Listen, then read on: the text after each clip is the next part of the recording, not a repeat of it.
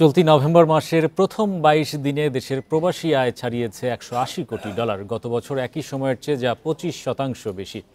রোববার বাংলাদেশ ব্যাংকের মুখপাত্র হুসনে আরা শিখা বলেন, প্রবাসী আয় বৃদ্ধির ধারা অব্যাহত আছে, তবে আমদানি বিল পরিশোধের ফলে একই সময়ে দেশে বৈদেশিক মুদ্রার গ্রস রিজার্ভ কিছুটা কমে দাঁড়িয়েছে $২৪.৩ বিলিয়ন।